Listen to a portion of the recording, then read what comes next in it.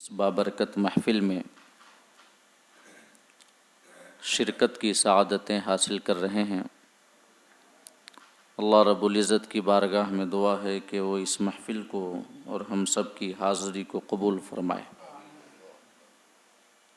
اور ہم سب کو قرآن اور صاحب قرآن صلی اللہ تعالی علیہ وسلم کا صدقہ اور وسیلہ عطا فرمائے، اور ہم سب کو قرآن سیکھنے، سکھانے اور اس پر عمل کرنے کی توفیق عطا فرمائے۔ سورہ بنی اسرائیل کے حوالے سے مسلسل ہماری گفتگو جاری ہے، اور اس سورہ مبارکہ کی 79 آیات کی روشنی میں آپ کے سامنے تفصیلی گفتگو کر چکا ہوں۔ آج انشاءاللہ آیت نمبر 80 کے حوالے سے اور 81 کے حوالے سے کچھ ایک باتیں آپ کے سامنے عرض کروں گا۔ اللہ پاک ہم سب کو حق بولنے، حق سننے اور حق پر عمل کرنے کی توفیق عطا فرمائے۔ آیت نمبر 80 میں اللہ پاک نے اپنے حبیب صلی اللہ تعالی علیہ وسلم سے خطاب کیا ہے، اور ایک دعا مانگنے کا حکم دیا ہے۔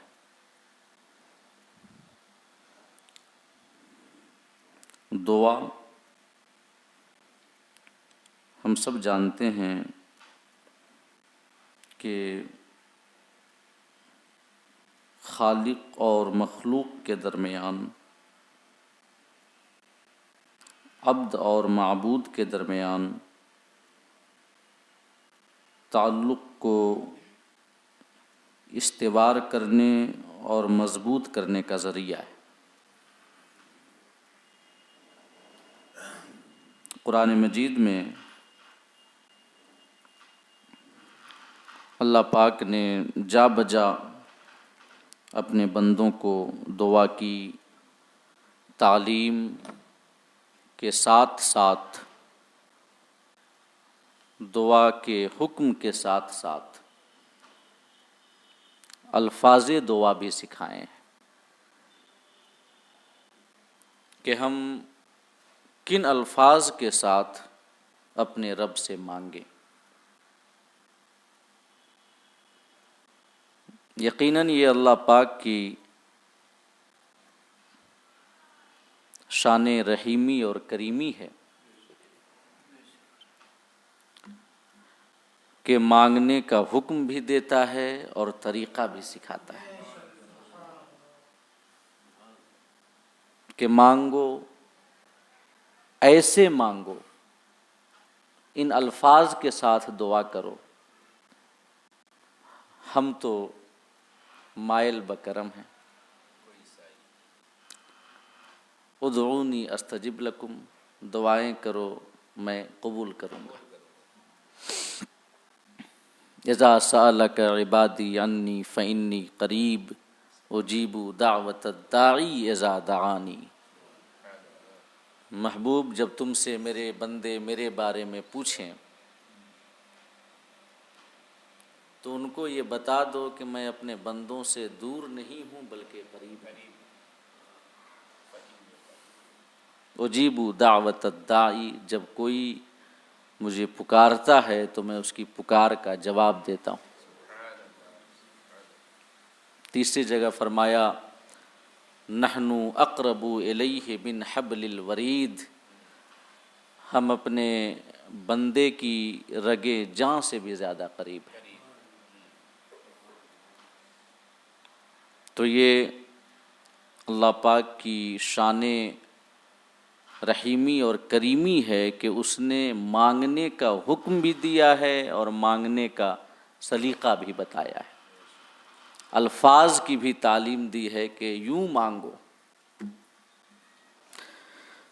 تو اس آیت کریمہ میں اللہ پاک نے اپنے حبیب کو دعا مانگنے کا حکم دیا ہے، اور ساتھ ہی ساتھ الفاظ دعا کی بھی تعلیم دی ہے اللہ رب العزت نے اپنے حبیب مکرم صلی اللہ تعالی علیہ وسلم کو۔ اللہ فرماتا ہے وَقُلْ رَبِّ أَدْخِلْنِي مُدْخَلَ صِدْقٍ وَأَخْرِجْنِي مُخْرَجَ صِدْقٍ وَاجْعَلْ لِي مِن لَّدُنكَ سُلْطَانًا نَصِيرًا، کہ محبوب یوں عرض کرو، یوں دعا مانگو، یعنی یوں عرض کرو کہ اے میرے رب مجھ کو سچی طرح داخل کر اور سچی طرح باہر لے جا، اور میرے لیے اپنی طرف سے، اپنی بارگاہ خاص سے ایک مددگار غلبہ عطا فرما، مجھے اپنی بارگاہ سے ایک ایسی طاقت و قوت اور غلبہ عطا فرما جو میری مدد کرے۔ ان الفاظ کے ساتھ اللہ پاک نے اپنے حبیب کو دعا مانگنے کی تعلیم دی، سچی طرح داخل کر اور سچی طرح سے باہر لے جا، اور اپنی بارگاہ سے ایسا غلبہ عطا فرما جو میرا مددگار ہو۔ کیا مطلب ہے سچی طرح داخل کرنے کا، سچی طرح باہر لے جانے کا؟ اور جو دعا کا آخری حصہ ہے وہ تو تقریباً واضح ہے کہ مولا مجھے طاقت و قوت عطا فرما تاکہ میں تمہارے احکام کی تبلیغ کر سکوں، نبوت کی ذمہ داریوں سے عہدہ برآ ہو سکوں، اور تمہارے دین کے غلبے کے لیے کوششیں کر سکوں۔ لیکن جو پہلا اور دوسرا حصہ ہے کہ مولا مجھے ادخلنی مدخل صدق، سچی طرح داخل فرما، یا صدق کے ساتھ، سچائی کے ساتھ داخل فرما، سچائی کے ساتھ باہر لے جا۔ اس آیت کریمہ کے اس حصے کا کیا مطلب اور اس دعا کا کیا مطلب ہے؟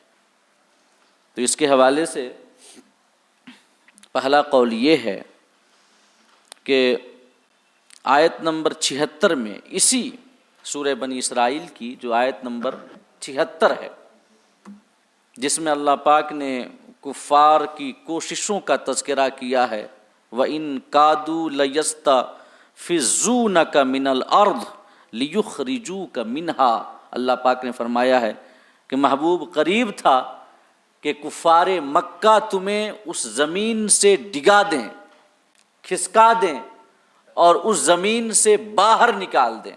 مراد ہے مکہ۔ کیا مراد ہے؟ مکہ۔ تو آیت نمبر 76 میں اللہ پاک نے کفار کی ان کوششوں کا تذکرہ کیا ہے کہ کفار اپنی ریشہ دوانیوں کی وجہ سے، اپنی فتنہ سامانیوں کی وجہ سے، اپنی ایذا رسانیوں کی وجہ سے، اللہ پاک نے فرمایا کہ قریب ہے محبوب کہ تمہارے قدم کو مکہ سے باہر نکال دیں۔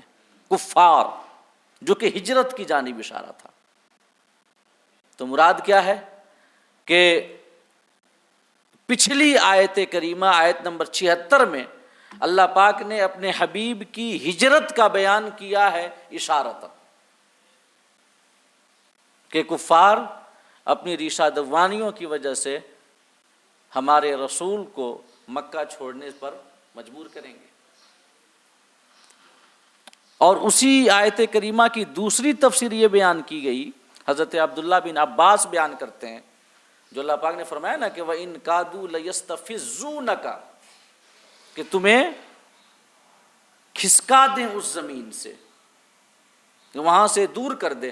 حضرت عبداللہ بن عباس اس آیت کریمہ کی دوسری تفسیر یہ بیان کرتے ہیں کہ آقائے کریم صلی اللہ تعالی علیہ وسلم جب ہجرت کر کے مدینہ پہنچے تو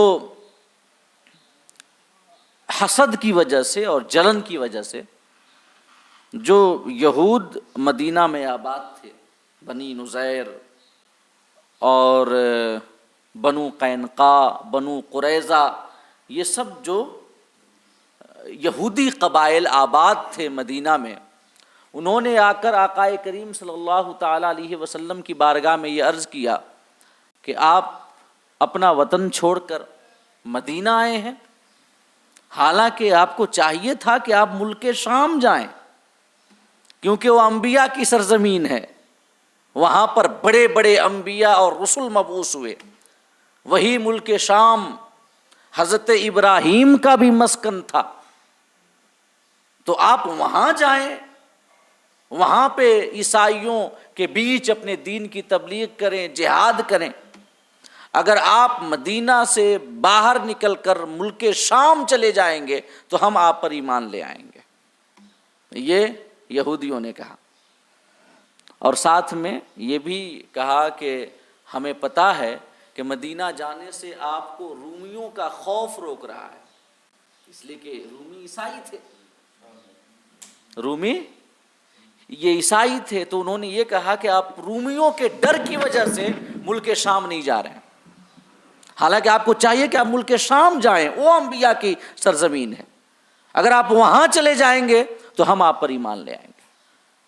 جب یہودیوں نے یہ کہا کہ اگر آپ ملک شام چلے جائیں گے تو ہم آپ پر ایمان لے آئیں گے، تو آقا کریم صلی اللہ تعالی علیہ وسلم لوگوں کے ایمان کے بڑے حریص تھے۔ آقا کی خواہش یہ ہوتی تھی کہ لوگ ایمان لا کر دین اسلام سے منسلک ہو کر جہنم کے عذاب سے بچ جائیں، تو آقا کریم مدینہ سے نکل پڑے ملک شام جانے کے لیے، یہاں تک کہ مدینہ سے باہر ایک جگہ تھی ذوالحلیفہ، آپ وہاں تشریف لے گئے۔ جب وہاں تشریف لے گئے تو اللہ رب العزت نے آپ کی جانب وحی کی اور حکم بھیجا کہ محبوب ان جاہلوں اور احمقوں کی باتوں پہ نہ آئے، ہم نے آپ کے لیے ہجرت کی سرزمین کو چنا ہے، مدینہ آپ کا مرکز ہے، آپ یہیں رہ کر دین کی دعوت و تبلیغ کریں۔ کوئی ایمان لائے چاہے نہ لائے، اس کا اپنا مطلب ہے، اگر ایمان لائے گا تو اپنا بھلا کرے گا، نہ لائے گا تو خود جہنم میں جلے گا۔ اللہ پاک نے منع کیا کہ آپ مدینہ واپس چلے جائیں۔ تو آیت نمبر 76 جو ہے وَإِن كَادُوا لَيَسْتَفِزُّونَكَ مِنَ الْأَرْضِ، اس کی دو تفسیریں بیان کی گئی ہیں۔ پہلی تفسیر کفار کی کوشش آقائے کریم کو مکہ سے نکالنے کی، دوسری تفسیر یہود کی کوشش آقائے کریم کو مدینہ سے نکالنے کی۔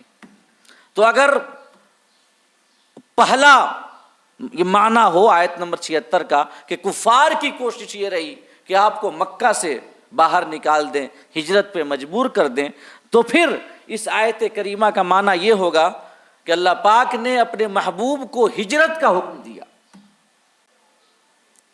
ہجرت کا حکم دیا، اور یہ فرمایا کہ وَقُلْ، میرے حبیب یوں عرض کرو، یوں دعائیں مانگو کہ ربی ادخلنی مدخل صدق، مولا مجھے سچی طرح داخل فرما، کہاں؟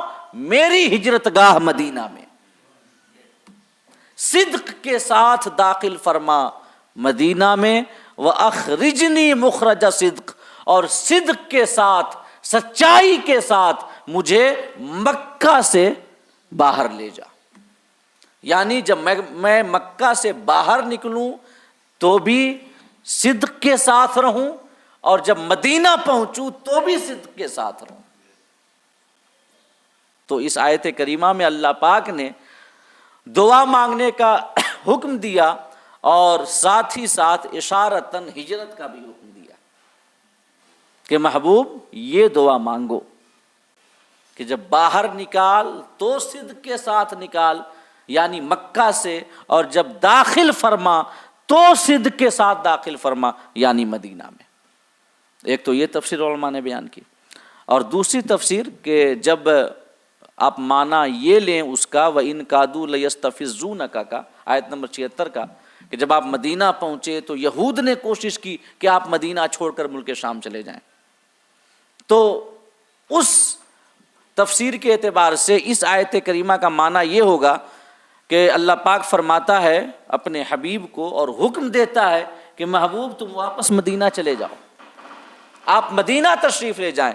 ربی ادخلنی مدخل صدق، کہ مولا مجھے یہ مدینہ میں داخل فرما صدق کے ساتھ. آپ چونکہ مدینہ سے باہر نکل چکے تھے، ذوالحلیفہ پہنچ چکے تھے ملک شام جانے کے لیے، عیسائیوں سے جہاد کے لیے، یہودیوں کی بات کی وجہ سے. تو اللہ پاک نے فرمایا کہ یوں دعا کرو میرے حبیب، تم واپس مدینہ جاؤ اور یوں دعا کرو کہ ربی ادخلنی مدخل صدق، کہ مولا مجھے صدق کے ساتھ داخل فرما، یعنی مدینہ میں، وَأَخْرِجْنِي مُخْرَجَ صدق، اور مجھے جب مدینہ سے باہر لے جا تو صدق کے ساتھ لے جا، اور باہر لے جا تو کہاں لے جا. علماء تفسیر فرماتے ہیں کہ مطلب یہ ہے کہ اللہ فرماتا ہے کہ محبوب دعا مانگو کہ مجھ کو مدینہ سے باہر لے جا فتح مکہ کے لیے، تو صدق کے ساتھ لے جا.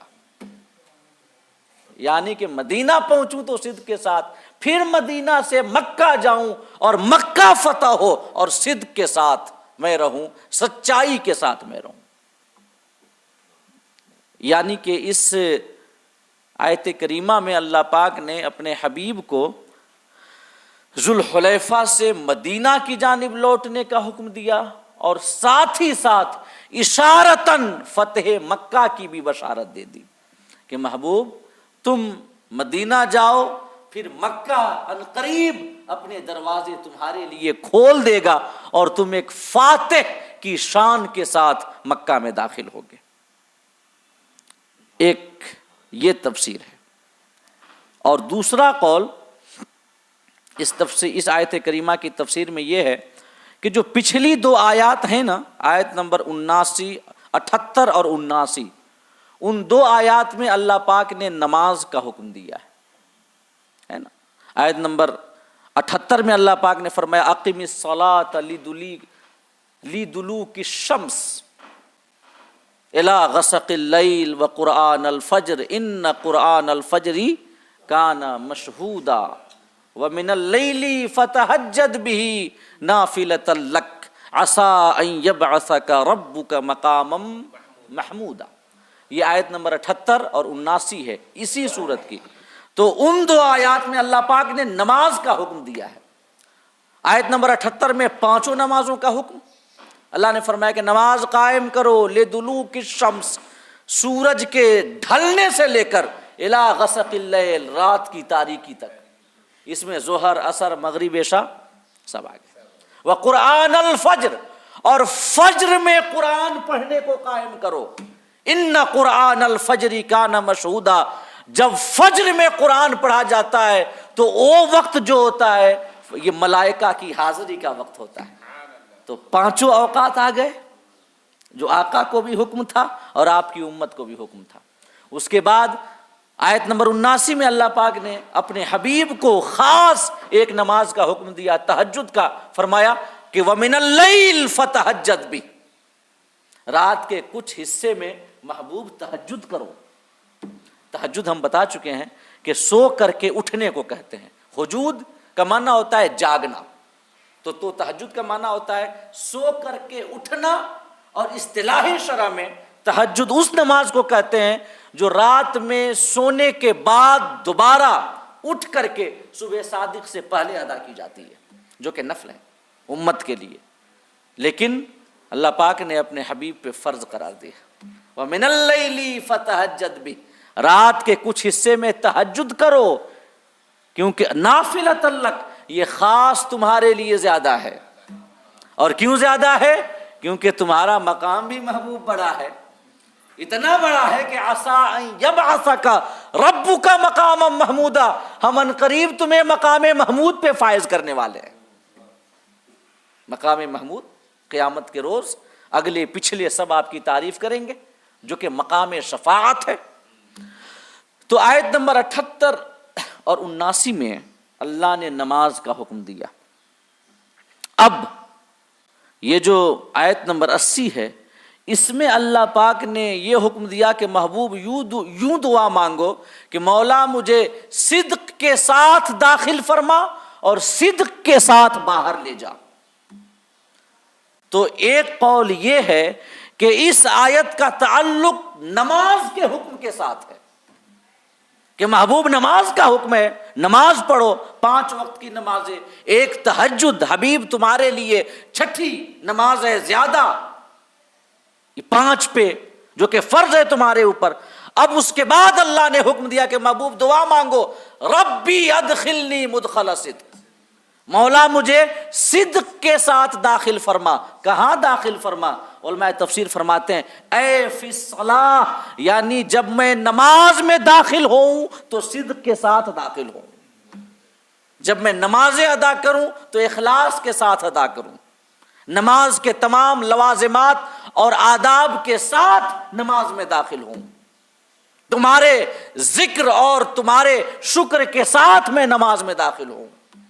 اور جب میں نماز میں داخل ہوں تو میرے اعضائے ظاہری تمہاری بارگاہ میں جیسے کھڑے ہوں ویسے میرا دل بھی تمہاری جانب متوجہ. تو ادخلنی مدخل صدق اے فی الصلاۃ، یعنی اللہ فرماتا ہے کہ محبوب دعا مانگو کہ جب مجھے نماز میں داخل فرما تو صدق کے ساتھ داخل فرما، وَأَخْرِجْنِي مخرج صدق، اور جب میں نماز سے باہر نکلوں تو بھی صدق ہی کے ساتھ نکلوں. کیا مطلب؟ اس دعا کا ماحصل یہ ہے کہ اللہ فرمانا چاہتا ہے کہ محبوب دعا مانگو کہ میرے مولا چاہے میں نماز میں رہوں یا نماز سے باہر رہوں، ظاہراً باطناً ہمیشہ تمہاری جانب متوجہ رہوں، صدق عبودیت پہ قائم رہوں، اخلاص پہ قائم رہوں، چاہے نماز کے اندر رہوں چاہے نماز کے باہر رہوں. یہ ہم بندوں کے لیے بھی ہے، یہ تو ہم بندوں کے لیے ہے کہ وسجد واقترب. ہمارے لیے کیا ہے کہ جب ہم سجدہ کرتے ہیں تو سب سے زیادہ اپنے رب کے قریب ہوتے ہیں، یہ ہمارے لیے. جب نماز میں ہوتے ہیں تو عام لمحات کی بنسبت خدا سے زیادہ قریب ہوتے ہیں، جب قیام میں ہوتے ہیں تو بھی نماز کی قربت حاصل ہوتی ہے. یہ نماز میں ہونے کی وجہ سے رب کی قربت، جب ہم رکوع میں جاتے ہیں تو بھی رب کی قربت حاصل ہوتی ہے، لیکن سب سے زیادہ قربت جب ہم سجدے میں ہوتے ہیں. وسجد واقترب، سجدہ کرتے جاؤ رب کا قرب حاصل کرتے جاؤ. تو یہ ہمارے لیے ہے، لیکن ہمارے حبیب دو جہاں صلی اللہ تعالی علیہ وسلم کا مقام تو اتنا بڑا ہے کہ وَلَلْآخِرَةُ خَيْرٌ لَكَ مِنَ الْأُولَىٰ. اللہ پاک نے فرمایا محبوب تمہاری ہر آنے والی گھڑی پچھلی گھڑی سے بہتر ہے، ہر اعتبار سے، ہر اعتبار سے. خدا کے قرب کے اعتبار سے بھی ہمارے آقا کی آنے والی گھڑی پچھلی گھڑی سے بہتر ہے، آنے والی گھڑی پچھلی گھڑی سے بہتر ہے. خدا کے قرب کے اعتبار سے بھی کہ اس گھڑی میں اگر خدا کے قرب کا ایک خاص مقام ہمارے آقا کو حاصل ہے تو جب یہ گھڑی گزری دوسرا لمحہ آیا تو آپ کے قرب میں اور ترقی ہوئی. اور خدائے پاک لامتناہی ذات ہے، اس کی ذات اور صفات کے لیے حد و حساب نہیں، تو اس کے قرب کے لیے بھی حد و حساب نہیں. لہٰذا ہر آن ہر گھڑی اللہ اپنے محبوب کو اپنا قرب عطا کر رہا ہے. ایک مولانا جلال الدین رومی اور شمس تبریز کا ایک واقعہ ہے. شمس تبریز اور مولانا جلال الدین رومی کا ایک واقعہ ہے کہ ایک بار مولانا جلال الدین رومی جو تھے عالمانہ لباس میں ملبوس ہو کر، عالمانہ عز و جلال اور جاہ کے ساتھ اپنی سواری پہ آپ سوار ہو کر کے تشریف لے جا رہے تھے.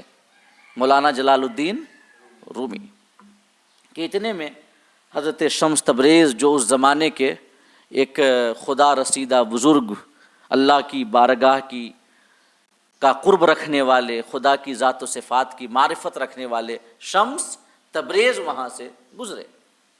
اور جب شمس تبریز وہاں سے گزرے تو مولانا جلال الدین رومی علیہ رحمت و رضوان پر اپنے علم کا ایک گھمنڈ تھا.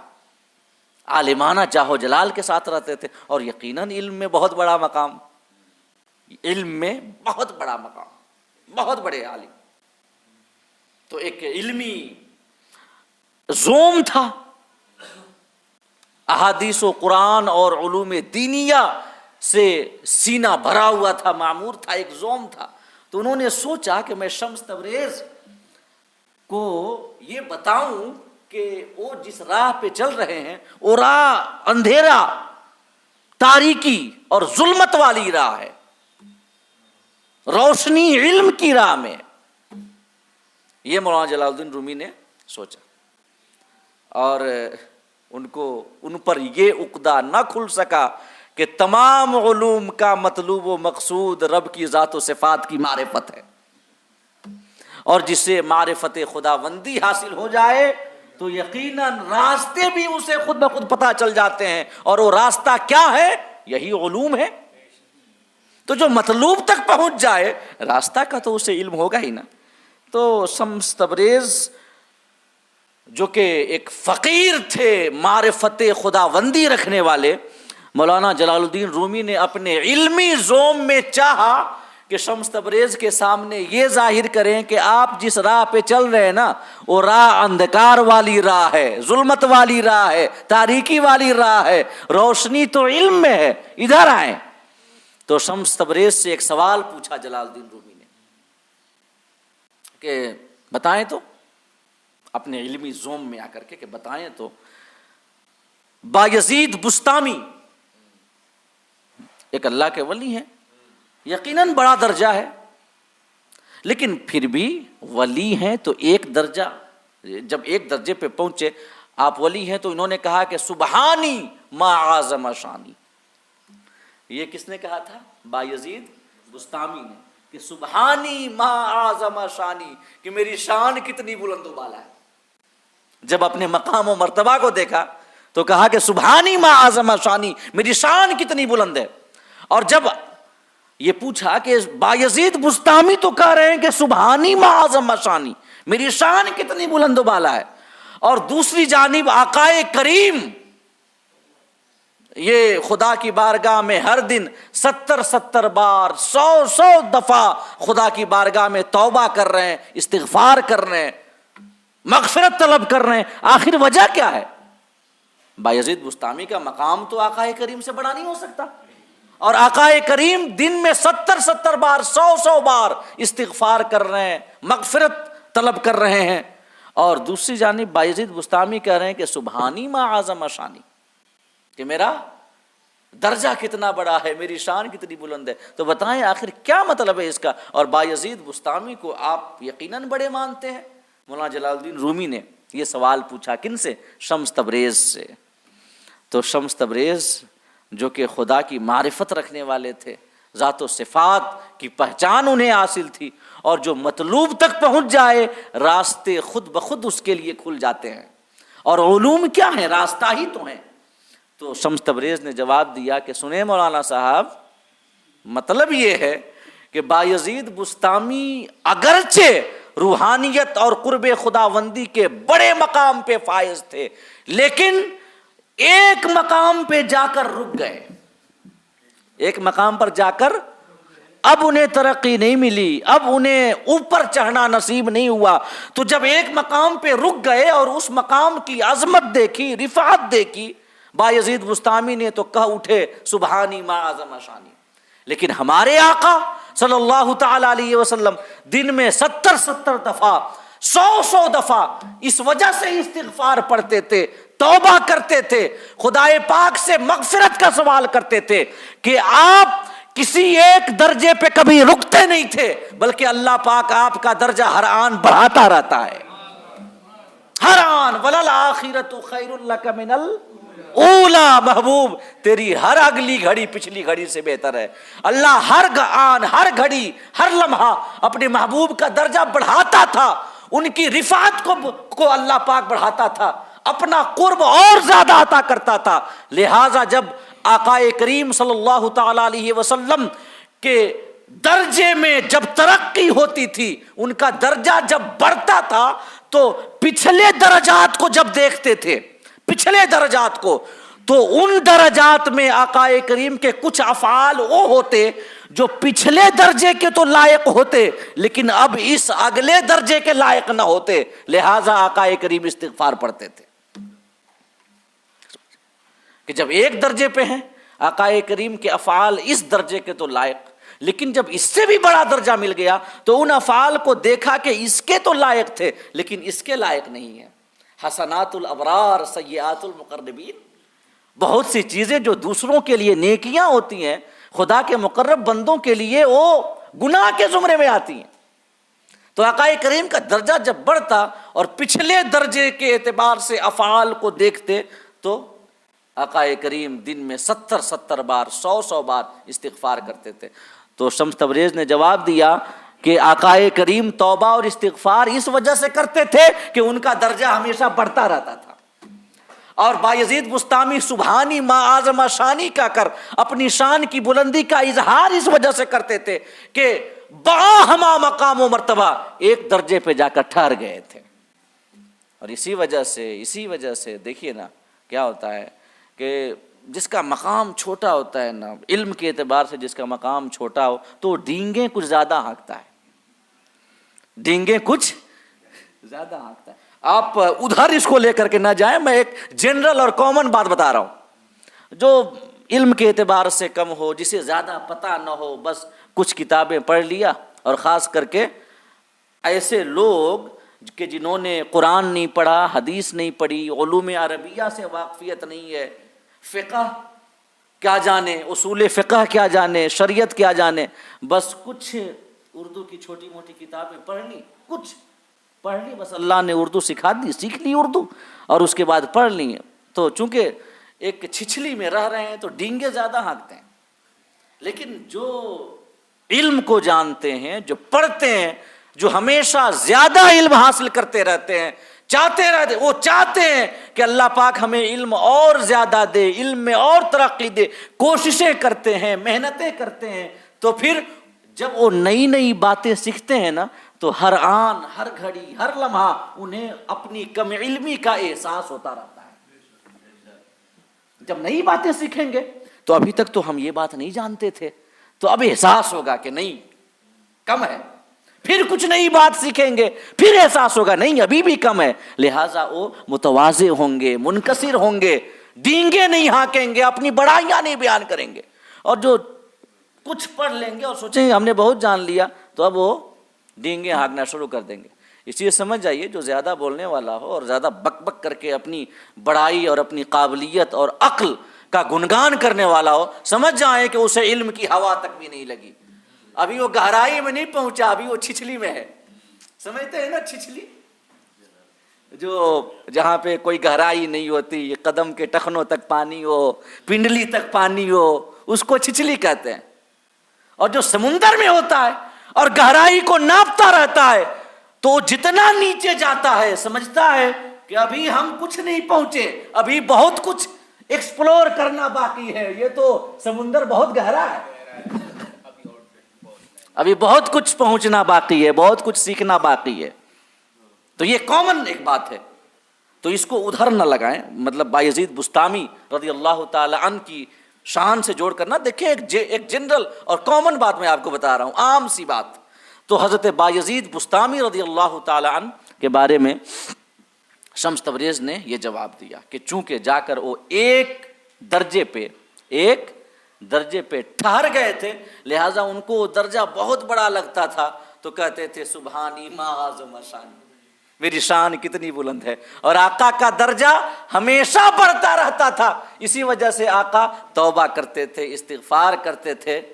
70 دفعہ سے بھی زیادہ آقا دن میں استغفار کرتے تھے. ایک حدیث پاک ہے، آقا کریم نے فرمایا لوگو یا ایھا الناس توبوا الی اللہ، لوگو اللہ کی بارگاہ میں توبہ کرو. فإنی اتوب الیہ اکثر من 70 مرہ، کیونکہ میں، آقا فرماتے ہیں میں 70 بار سے بھی زیادہ رب کی بارگاہ میں توبہ کرتا ہوں، 70 بار سے بھی زیادہ۔ تو یہ ہمارے آقا کی شان ہے کہ ہمیں نماز میں جو قرب حاصل ہوتا ہے تو یہ ہماری اپنی بات ہے۔ آقا کریم کو خدا کی بارگاہ کا قرب اور اللہ رب العزت کی ذات و صفات کی معرفت میں ترقی ہر آن ہر گھڑی ہوتی رہتی ہے۔ ابھی بھی ان کا درجہ ہمیشہ بڑھ رہا ہے، ابھی بھی بڑھ رہا ہے۔ یہ صرف حیات ظاہری کے ساتھ مخصوص نہیں ہے، بلکہ ان کا درجہ ہر آن ہر گھڑی ابھی بھی اللہ پاک بڑھا رہا ہے۔ ہر آن اپنے حبیب کا درجہ اللہ پاک بڑھا رہا ہے۔ تو جب اپنے حبیب کا درجہ خدائے پاک ہر آن بڑھا رہا ہے تو کوئی گھٹانا چاہے تو آقا کا درجہ کبھی گھٹ سکتا ہے؟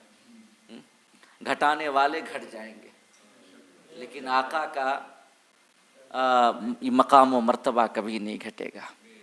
آپ کی شان کبھی کم نہیں ہوگی، کم کرنے والے کم ہو جائیں گے۔ وہ کیا ایک شعر ہے، بڑھائے سے بڑھے گا نہ گھٹائے سے گھٹے گا، جب بڑھائے تجھے اللہ تعالی تیرا۔ مطلب کسی کے گھٹانے سے آپ کی شان کیا گھٹے اللہ کے رسول، جب بڑھائے اللہ تعالی تیرا۔ اب دوسرے قول، یہ تیسرے قول کی جانب آئیے۔ ربی ادخلنی مدخل صدق واخرجنی مخرج صدق واجعل لی من لدنک سلطانا نصیرا۔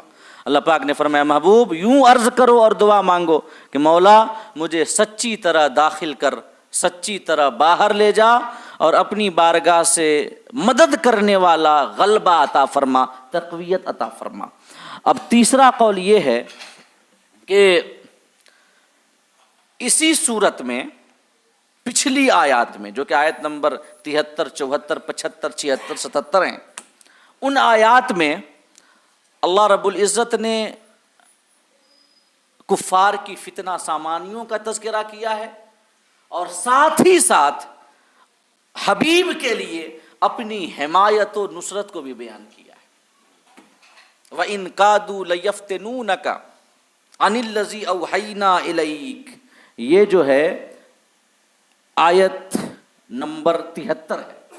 اللہ پاک نے فرمایا کہ محبوب قریب تھا کہ کفار تمہیں ہماری وحی سے فتنہ میں ڈال دیتے، ہمارے حکم سے فتنہ میں ڈال دیتے، جس کی تفسیر میں آپ کے سامنے بھی تفصیل بیان کر چکا ہوں کہ قوم ثقیف، قبیلہ ثقیف آقا کی بارگاہ میں آیا اور عرض کیا کہ ہم آپ پر ایمان لانے کے لیے تیار ہیں، مگر شرط یہ ہے کہ آپ ہمیں لات کی 1 سال تک عبادت کرنے کی اجازت دیں۔ لات ایک ان کا بت تھا، ہماری وادی اور جو ہمارا علاقہ ہے اس کو حرم بنا دیں جیسے مکہ حرم ہے۔ اس قسم کے مطالبات کیے۔ آقا کریم صلی اللہ تعالیٰ علیہ وسلم خاموش رہے، اور جب خاموش رہے آقا تو خاموشی آقا کریم کی ناراضی کی وجہ سے تھی۔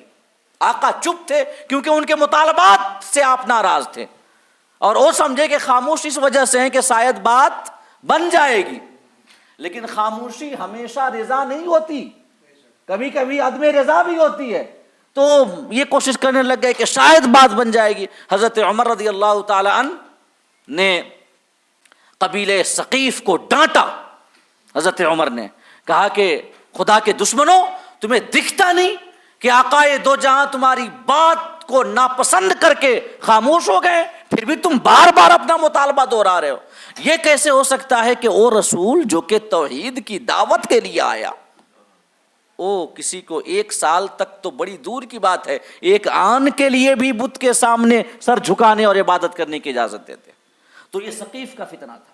اللہ پاک نے فرمایا کہ محبوب اگر ہم تمہیں ثابت قدم نہ رکھتے تو ممکن تھا کہ آپ جھک جاتے، لیکن یہ مطلب یہ ہے کہ محبوب چونکہ ہم نے آپ کو ہمیشہ ثابت قدم رکھا ہے، لہٰذا آپ نہ کبھی باطل کی جانب جھکے نہ کبھی جھک سکتے ہیں۔ تو یہاں پہ ثقیف کی فتنہ سامانی کا تذکرہ، پھر اپنی حمایت کا تذکرہ، اس کے بعد یہ مکہ سے آیت نمبر 76 میں کفار کے آپ کو نکالنے کی سازش، اور پھر اس کے بعد اللہ کا وعدہ کہ وَإِذًا لَمْ يَلْبَثُوا خِلَافَكَ إِلَّا قَلِيلًا، یا لَمْ يَلْبَثُوا خِلَافَكَ إِلَّا قَلِيلًا، کہ محبوب اگر آپ یہ مکہ سے نکلیں تو پھر آپ کے بعد یہ بھی مکہ میں زیادہ دیر تک نہیں رہ پائیں گے. فتح مکہ کی جانب اللہ پاک نے اشارہ کیا. تو کفار کی کوشش اور پھر اپنی حمایت. تو آیت نمبر 73 74 75 76 پچھلی 6-7 آیات میں اللہ پاک نے کفار کی فتنہ سامانیوں کا تذکرہ کیا اور اپنی حمایت کا تذکرہ کیا.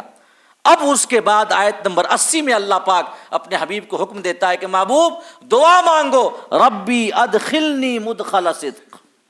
کیا مطلب کہ محبوب یوں دعا مانگو کہ مولا مجھے توفیق دے کہ صدق کے ساتھ میں نبوت کی ذمہ داریاں نبھاؤں, ہر قسم کی فتنہ سامانیوں سے بچے رہوں, تمہارے دین تمہاری شریعت کے غلبے کے لیے کوشش کرتا رہوں.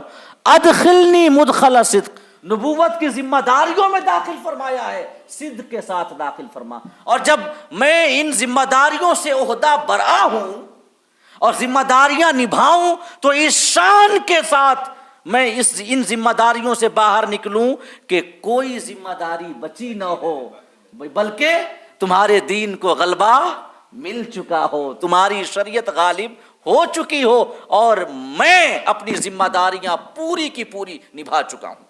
اس حال میں میں باہر نکلوں. اور دیکھیں کہ شان کے ساتھ آقا کریم نے اپنی ذمہ داریاں نبھائیں, نبوی ذمہ داریاں, تبلیغی ذمہ داریاں, اسلام کے غلبے کے لیے, اسلام کی نشر و اشاعت کے لیے کس طریقے سے آپ نے مساعی کی. ذرا ایک طائرانہ نگاہ ڈال لیں نا انبیاء اور رسولان اعظام جو پہلے گزرے ان کی سیرت پہ اور ہمارے آقا کی سیرت پہ.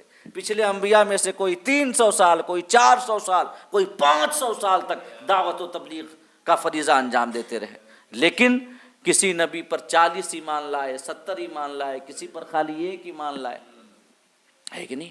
لیکن ہمارے آقا صلی اللہ تعالی علیہ وسلم 23 سال کی مختصر سی مدت, اور 23 میں سے مکی دور کو نکال لیں, کیونکہ مکی دور میں جو دعوتی سرگرمیاں تھیں وہ اتنی براڈ نہیں تھیں, یہ بلکہ جب آپ مدینہ پہنچے تب دعوت اور تبلیغ کا دائرہ وسیع ہوا. اور ہم تو کہتے ہیں کہ مدنی دور میں سے بھی کچھ سال نکال لیں, کیونکہ صلح حدیبیہ سے پہلے, صلح حدیبیہ کب ہوئی؟ 6 سال, 6 ہجری میں صلح حدیبیہ, 6 ہجری تک آقا کریم صلی اللہ علیہ وسلم کو اپنی نبوی ذمہ داریاں نبھانے کا اتنی آسانی کے ساتھ موقع نہیں مل پایا. لیکن جب صلح حدیبیہ ہو چکی, امن قائم ہو چکا, تب اس کے بعد دعوت و تبلیغ کی آپ نے سرگرمیاں دکھائیں.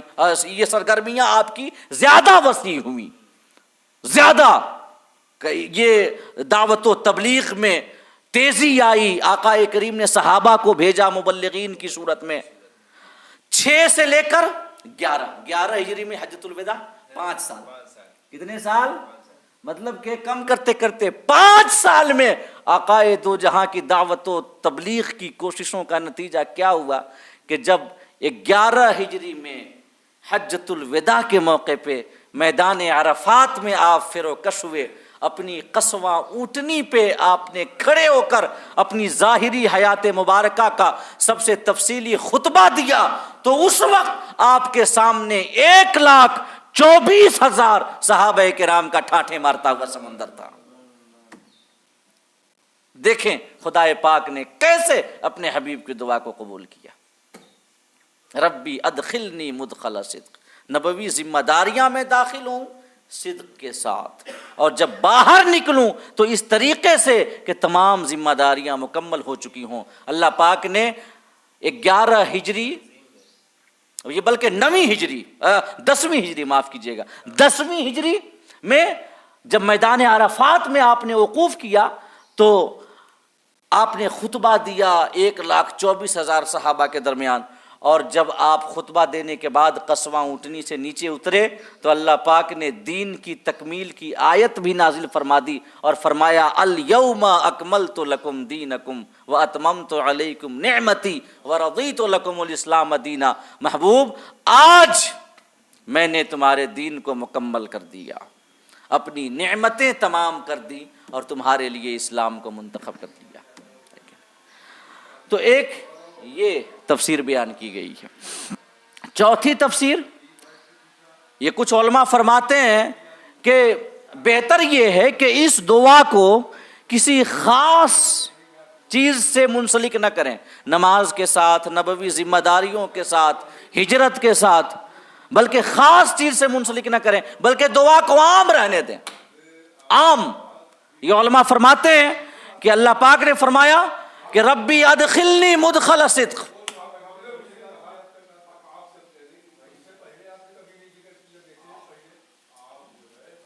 پڑھیے درود پاک، اللہم صلی علی سیدنا و مولانا محمد معدن الجود والکرم وعلی آلہ الکرام وبارک وسلم۔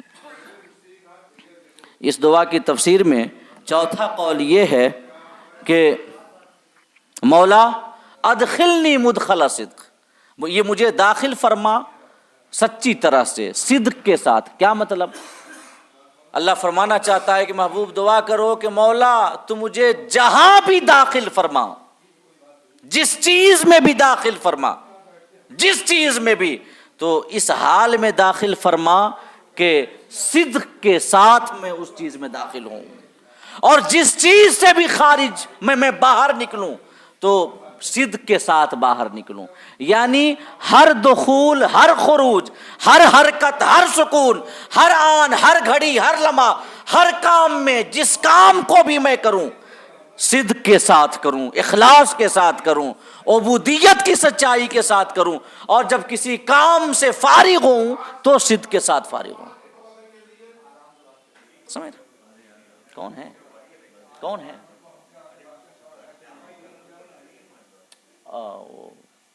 عمر کا بھی تقاضا ہے۔ ایک بار پھر سے درود پاک پڑھ لیں، اللہم صلی علی سیدنا و مولانا محمد معدن الجود والکرم وعلی آلہ الکرام وبارک وسلم۔ مطلب کیا ہے کہ مولا جہاں بھی داخل فرما صدق کے ساتھ داخل فرما، اور جہاں سے بھی مجھے باہر لے جا صدق کے ساتھ باہر لے جا، یعنی کہ عام، اس کو کسی خاص چیز کے ساتھ ہم نہ جوڑیں بلکہ عام رکھیں کہ مولا ہر آن، ہر گھڑی، ہر لمحہ، ہر کام میں یہ جس کو میں شروع کروں یا ختم کروں صدق عبودیت کے ساتھ کروں، مقصود محض تمہاری رضا ہو، صرف تمہارے لیے کروں، کسی دنیا کے لیے نہیں، دنیاوی جاہ و منصب کے حصول کے لیے نہیں، عزت و مقام و مرتبہ اور دنیاوی شہرت کے لیے نہیں، بلکہ مولا میں جو بھی کروں فقط تیری رضا کے لیے کروں، فقط تیری رضا کے لیے کروں۔ اور یاد رکھیں جو کام خدا کی رضا کے لیے ہو، نیت میں صدق ہو، اخلاص ہو، تو یقیناً اللہ پاک اس کام میں کامیابی عطا فرماتا ہے۔ اب اس کے بعد اللہ پاک نے فرمایا کہ محبوب یہ بھی دعا مانگو، وَاجْعَلْ لِي مِن لَّدُنْكَ سُلْطَانًا نَصِيرًا، کہ مولا مجھے اپنی بارگاہ سے مدد کرنے والا غلبہ عطا فرما۔ کیا مطلب ہے؟ آقا کریم کو اللہ نے حکم دیا کہ دعا کرو میرے حبیب کہ مولا مجھے تقویت عطا فرما، طاقت عطا فرما، قوت عطا فرما کہ اپنی تمام ذمہ داریاں میں بحسن و خوبی نبھاؤں، اور مخالفین کے مقابلے کے لیے، چاہے مقابلہ دلیل کے ذریعے ہو، چاہے مقابلہ طاقت کے ذریعے ہو، جس نہج سے بھی مقابلہ ہو، جیسے بھی مقابلہ ہو، یہ مولا مجھے مخالفین کے خلاف طاقت عطا فرما، دلائل کے ذریعے بھی، طاقت کے ذریعے بھی، قہر کے ذریعے بھی، قدرت کے ذریعے بھی، ہر اعتبار سے مخالفین پہ غلبہ عطا فرما۔ یہ آقا کریم کی دعا جو خدا نے مانگنے کا حکم دیا۔ اب بتائیں جو دعا مانگنے کا حکم خدا دے اپنے حبیب کو، تو پھر اس کی قبولیت میں کیا شک ہو سکتا ہے؟ اور وہ تو عام دعاؤں کا حال کیا ہے؟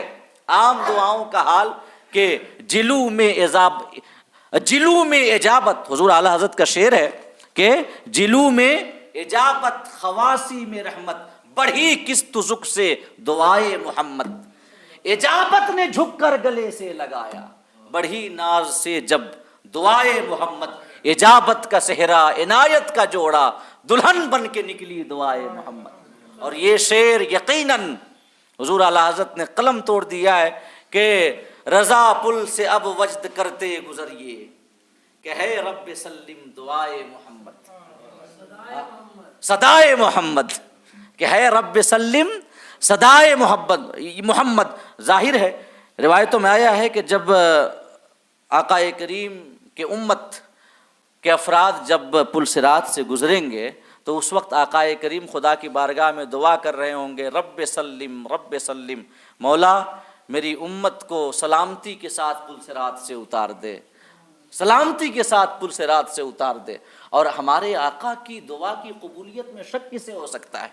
ہمارے آقا تو مستجاب الدعوات ہیں، ان کی دعا ادھر زبان سے نکلی ادھر باب اجابت سے ٹکرائی۔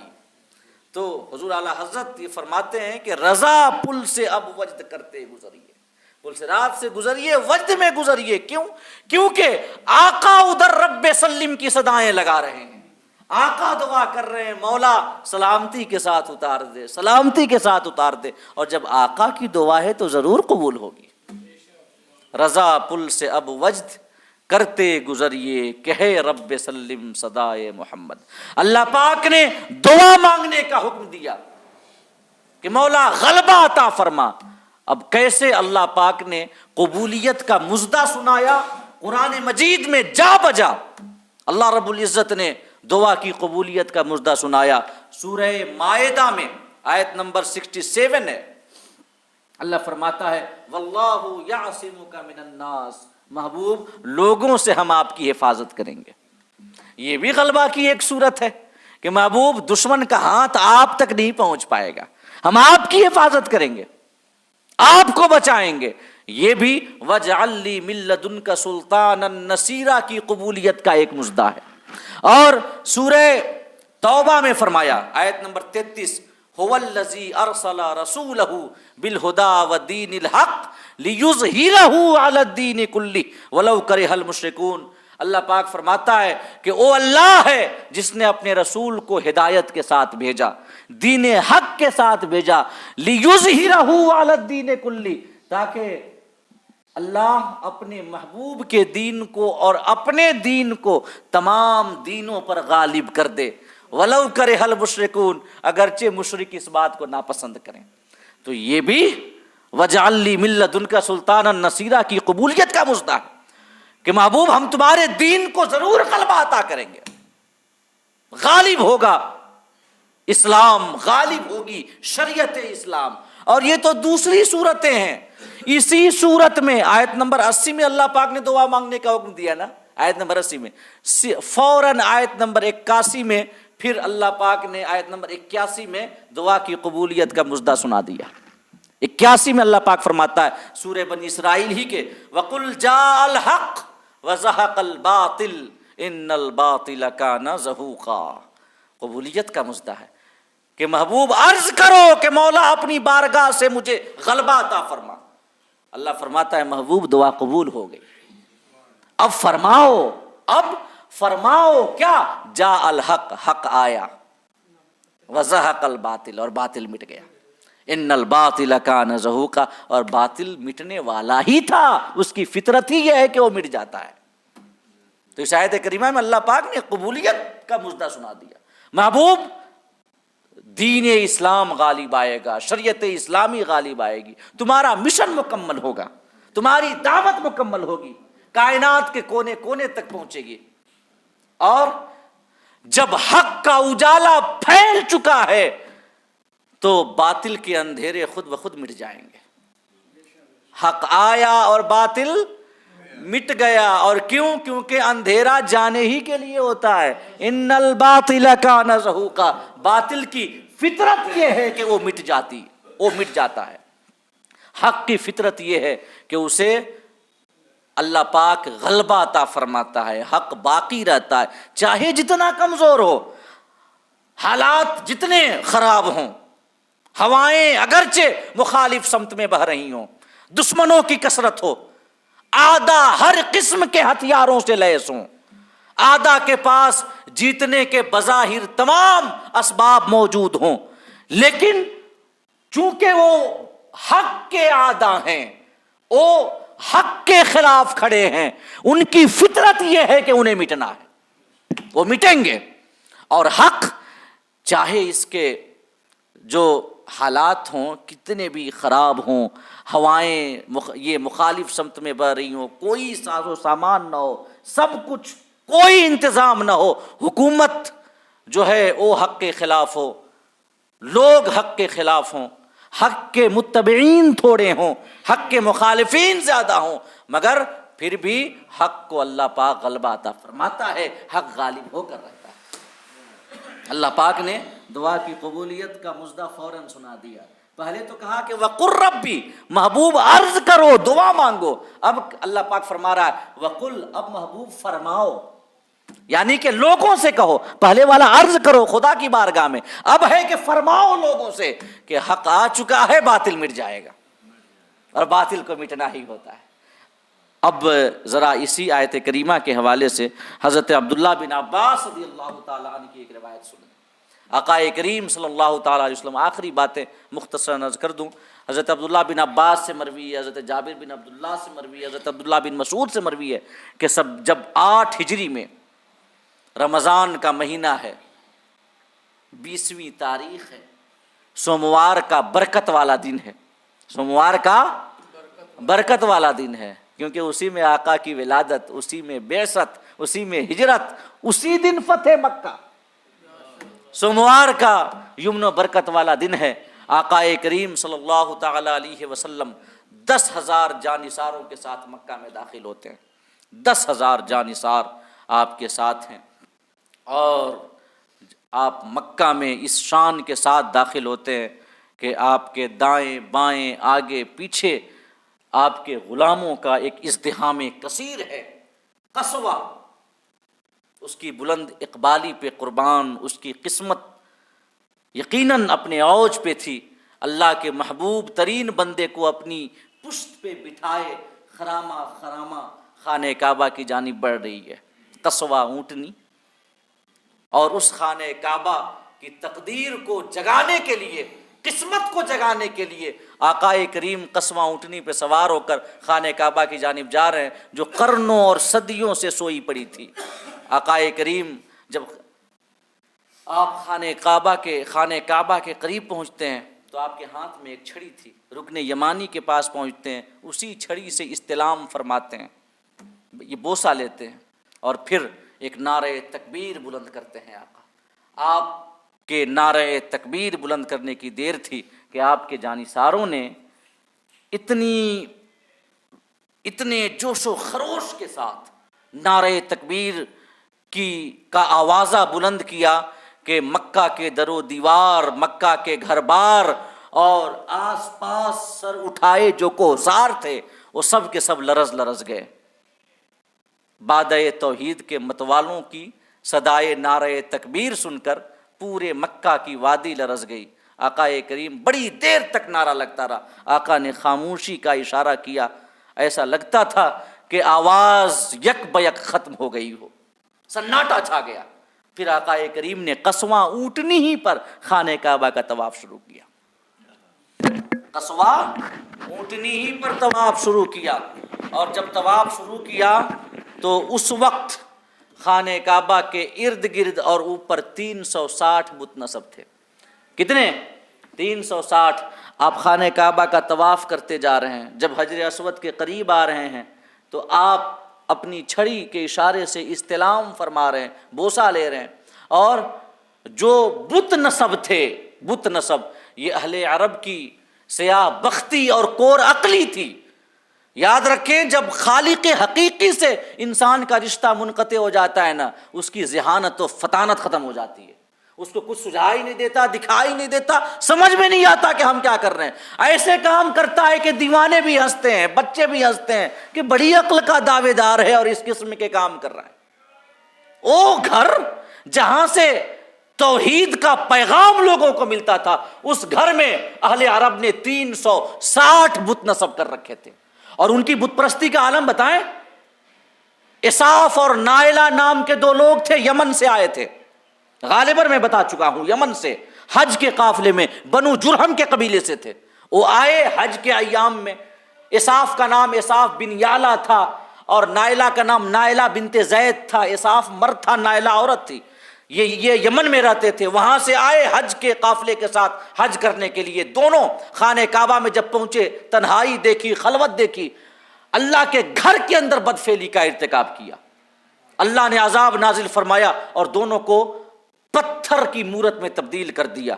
جب لوگوں نے دیکھا اور یہ عبرتناک سزا دیکھی تو اس لیے کہ لوگ دیکھ کر عبرت حاصل کرے، دونوں کے پتھر کی جو مورتی جو اللہ پاک نے مسخ کر دی تھی، صورت پتھر بنا دیا تھا، خانہ کعبہ کے باہر رکھ دیا تاکہ لوگ دیکھیں تو عبرت پکڑیں کہ خود کے خانہ خدا میں بدفعلی اور اس قسم کے شنی اور رذیل حرکات کا کیا انجام ہو سکتا ہے۔ مگر کچھ سال گزرنے کے بعد وہی عرب والے جنہوں نے اسے باہر نکالا تھا، جب کچھ صدیاں بیتی، غالباً 50 سال 100 سال کے بعد، لوگ اسی صاف اسی نائلہ کی اب پوجا کرنے لگے، جن کی بدفعلی کے پاداش میں اللہ پاک نے ان کی صورت کو مسخ کر کے پتھر کا بنا دیا تھا، انہیں ان کی پوجا کرنے لگ گئے، ان سے حاجتیں مانگنے لگ گئے، دعائیں کرانے لگ گئے۔ اساف اور نائلہ، یہ ان کی کور عقلی کا تو حال تھا، یہ ان کی سمجھ کا عالم تھا۔ اصل یہ ہے کہ عقل و خرد بھی صحیح ٹریک پہ تب تک کام کرتے ہیں نا جب تک اس میں دین کا نور اور خدائے پاک پر ایمان کی معرفت کی وجہ سے شعور ملتا رہے۔ خدا سے رشتہ ٹوٹا، یہ بھی کسی اور راہ پہ چلنے لگتی ہے اور سمجھنے لگتی ہے کہ ہم جو کر رہے ہیں یہی صحیح ہے، اس کے بعد دلائل لاتی ہے اپنے عمل کے جواز میں۔ تو 360 بت نصب تھے، آقا کریم خانہ کعبہ کا طواف کر رہے ہیں، حجر اسود کا استلام فرما رہے ہیں، اور جب آپ کسی بت کے قریب پہنچتے، بت کی جانب آپ کے ہاتھ میں ایک چھڑی تھی، آقا دو جہاں اشارہ کرتے اور یہی آیت کریمہ پڑھا کرتے تھے، جاء الحق وزہق الباطل ان الباطل کان زہوقا، حق آیا باطل مٹ گیا۔ آقا اشارہ کرتے، یہ آیت پڑھتے، بت اوندھے منہ گر جاتے، یہاں تک کہ دروازے پہ یہ حبل جو ان کا بت تھا سب سے بڑا، خانہ کعبہ کے دروازے پہ نصب تھا حبل، اور آقا کریم صلی اللہ علیہ وسلم جب حبل کے پاس پہنچے، حبل جو کہ سرخ یاقوت کا بنا ہوا تھا، انسانی شکل کا، داہنا ہاتھ اس کا ٹوٹا ہوا تھا، تو اہل عرب نے سونے کے ہاتھ لگوا دیے تھے حبل کے، اور آقا کریم صلی اللہ علیہ وسلم نے جب حبل کو دیکھا سب سے بڑا تھا تو صحابہ کو حکم دیا اسے چور چور کر دو۔ جب صحابہ آگے بڑھنے لگے تو حضرت زبیر رضی اللہ تعالیٰ عنہ جو کہ وہاں پہ موجود تھے، آپ نے حضرت ابو سفیان جو ایمان لا چکے تھے ان کو کہا کہ ابو سفیان، یہ دیکھ رہے ہو تمہارے جھوٹے خدا کا انجام، جس پر تم احد کے دن بڑے فخر و غرور کر رہے تھے اور ان کی سربلندی کے لیے سب کچھ اپنا قربان کرنے کے لیے قسمیں اور وعدے کر رہے تھے، دیکھو آج ان کا کیا انجام ہوا، کیا انجام ہے ان کا۔ حضرت ابو سفیان نے کہا کہ ان باتوں کو چھوڑیں، ہمیں بات سمجھ آ گئی ہے کہ اگر محمد کے خدا کے علاوہ کوئی اور خدا ہوتا تو آج یہ حالات نہیں ہوتے، یہ حالات نہیں ہوتے۔ یہ حبل کو ریزہ ریزہ کیا گیا، 360 بت سب کے سب اوندے منہ گرے پڑے ہیں۔ آقا کریم صلی اللہ علیہ وسلم صحابہ کی ہتھیلیوں پہ قدم رکھ کر کے آپ حرم کعبہ کے صحن پہ آتے ہیں، اور چونکہ تل رکھنے کی جگہ نہیں تھی، آپ یہ حرم کعبہ میں داخل ہوتے ہیں اور حرم کعبہ کی زمین پہ تشریف لاتے ہیں۔ آپ پھر چاہے زمزم پہ گئے، آپ نے وضو کیا، وضو کرنے کے بعد عثمان بن طلحہ جو کہ خانہ کعبہ کے کلید بردار تھے، انہیں حکم دیا کہ دروازہ کھولو، دروازہ کھولو۔ انہوں نے دروازہ کھولا، حکم کی تعمیل کی، آقا کریم اندر تشریف لے گئے۔ یہ دیکھیں اسلام کے لیے سب سے بڑا دن ہے، فتح مکہ، مکہ شریف آج فتح ہوا ہے، سب سے بڑی عظمت اور یہ فتح کا دن ہے۔ آقا دو جہاں جب خانہ کعبہ کے اندر داخل ہوتے ہیں تو اپنے ساتھ ابو بکر کو لے کر نہیں جاتے، عمر کو لے کر نہیں جاتے، عثمان کو لے کر نہیں جاتے، علی کو لے کر نہیں جاتے۔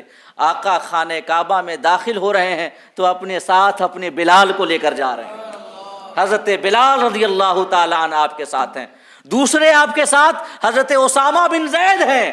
یہ کون ہیں؟ آپ کے غلام حضرت زید کے صاحبزادے، زید جو آقا کے غلام تھے، آقا کے غلام حضرت زید یعنی کہ اپنے غلام کے بیٹے کو اپنے ساتھ خانہ کعبہ میں داخل ہونے کا شرف بخش رہے ہیں.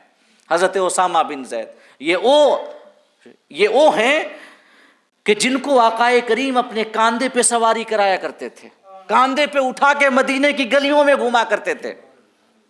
آقا کریم محض حسن اور حسین جو آپ کی لاڈلی بیٹی کے بیٹے تھے, فقط ان کو اپنے کاندھوں پہ نہیں اٹھایا کرتے تھے, ان کو فقط چوم کر پیار کا اظہار نہیں کیا کرتے تھے, بلکہ اپنے غلام حضرت زید بن ثابت, جن کو پہلے زید بن محمد کہا جاتا تھا, زید بن ثابت کے لڑکے اسامہ بن زید کو بھی کاندھے پہ اٹھا کر کے آپ مدینے کی گلیوں میں گھوما کرتے تھے, اپنے غلام کے بیٹے حضرت اسامہ بن زید. ایک بار ایسا ہوا, حضرت عمر کے زمانے میں کوئی ملک فتح ہوا, ڈھیر سارے مال غنیمت آئے, ڈھیر سارے.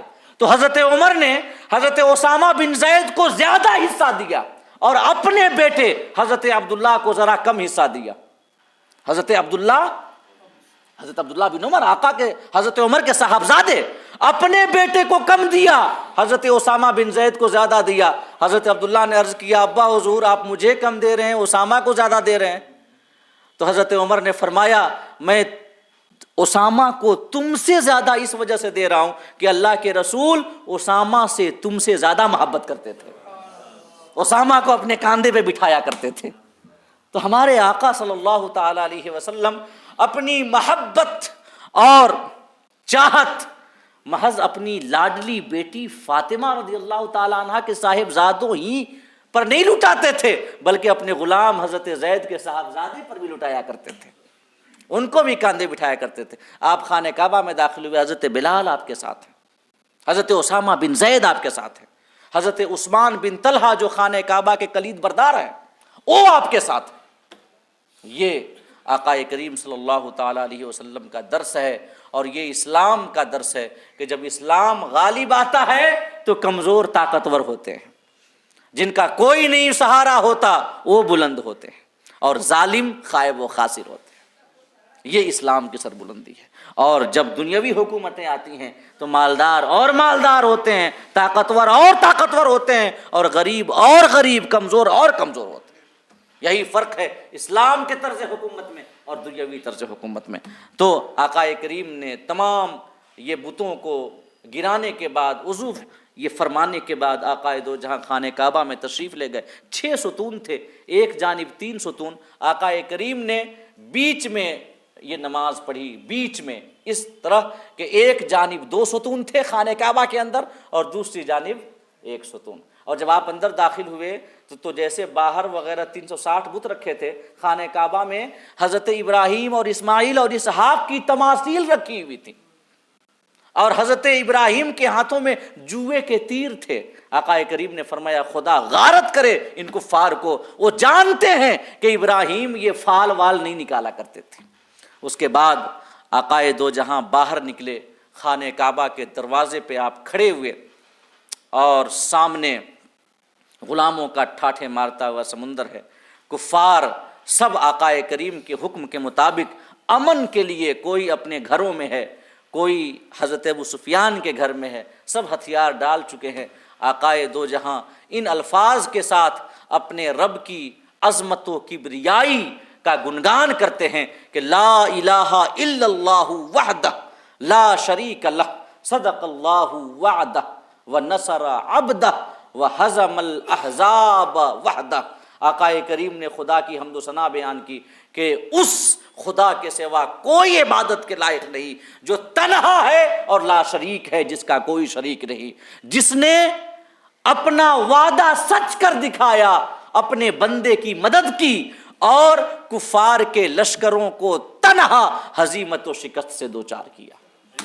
جاء الحق وزہق الباطل, حق آیا باطل مٹ گیا. ان الباطل کان زہوقا, باطل کو مٹنا ہی ہوتا ہے. اللہ پاک ہم سب کو کہنے اور سننے سے زیادہ عمل کرنے کی توفیق عطا فرمائے, قرآن کی سعادتیں اور برکتیں عطا فرمائے. آمین. وآخر دعوانا ان الحمد للہ رب العالمین.